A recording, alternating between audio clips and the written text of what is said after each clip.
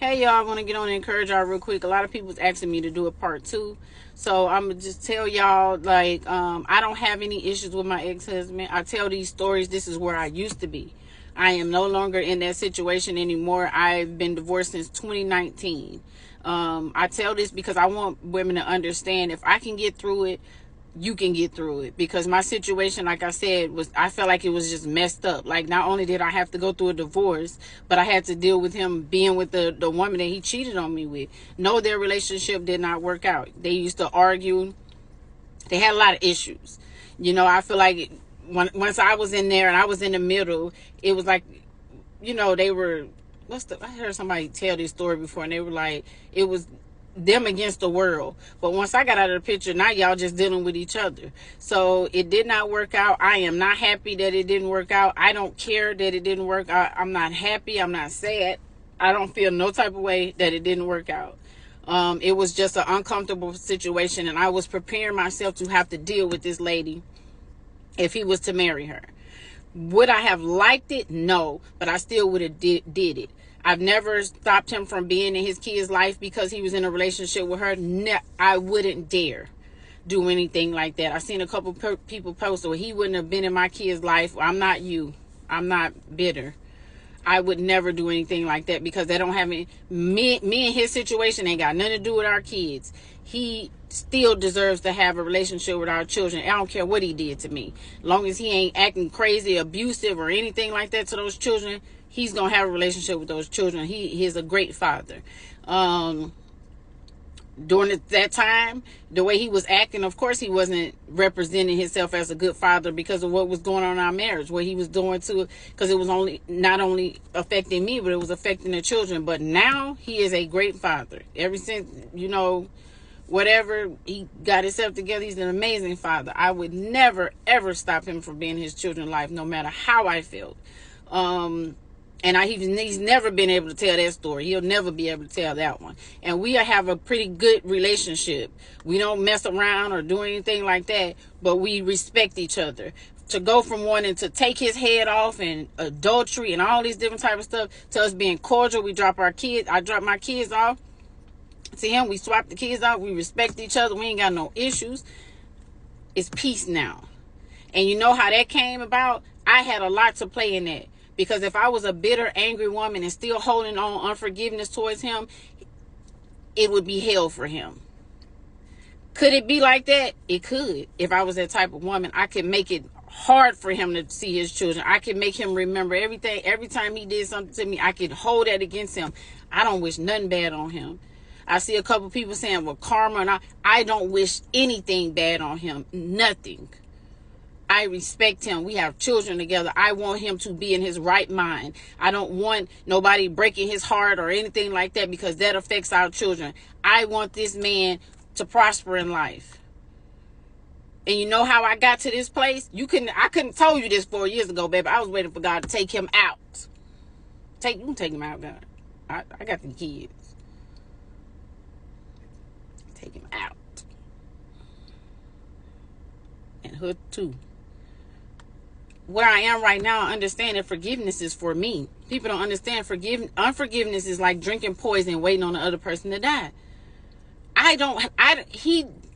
He's not that important to where I will hold on unforgiveness and kill myself because of him. Unforgiveness causes cancer, all type of things, bitterness, wrinkles, all type of stuff come from unforgiveness. He's not worth it. I already went through hell with him. Why would I still want to give him my life? I don't wish bad on him. Whatever he's had to go through, in which we've talked before, he regrets what he did. He's living with the consequences of what he did. But it ain't because I wish bad on him. It's because of the decision that he made. But I have prayed for him every day. His kids, walk them to pray through praying for him. I want the best for him. I don't wish bad. That's how, and somebody asked me, how do you know that you've forgiven them or him? and I've forgiven her too. How do you know? It's because I don't get disgusted when I see his name pop up on my phone when he asks me what time can he meet me to get the kids. That's why when I hear his name, when I see his children that look just like him, and I don't frown and get disgusted and resent my children. When I don't hear his name and I don't get angry and all this hate rises up in me, that's how I know. I'm telling y'all, years ago, you couldn't have got this reaction out of me. I reminded him all the time what he did to me. Back in the day, right after I divorced, every time we talk, I reminded him. I let him know what he did to me. Every time. Oh, you gonna feel what you did to me. And I did wish bad on him. I did want bad for him. I did. I wanted him to pay for what he did to me. I don't feel like that now. I've grown. I've matured. I have a peaceful relationship with this man. And that is exactly how I want it. Because God has healed me. Because I went through the work and I understood it ain't even that serious. I was holding on to that pain. Me. Because once somebody show you who they are, everything else is on you. Multiple times he showed me who he was. I decided to stay. I did. That's on me. Does he still have to deal with what he did? Yes, but it's on me. And then for the people that was posting, y'all need to stop talking about when he played a part. Why you blaming the other woman and not her? I said she had a part in it because she did have a part in it. You must be messing around in somebody's marriage, because only somebody that messed around in somebody else's marriage or is a mistress or took part in some way breaking somebody's covenant would say something like that.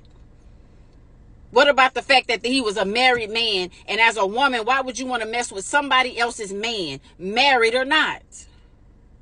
As a woman, you don't care nothing about yourself that much. You hate yourself that much that you can't go find yourself another man. You got to go get somebody else's man, especially somebody's husband.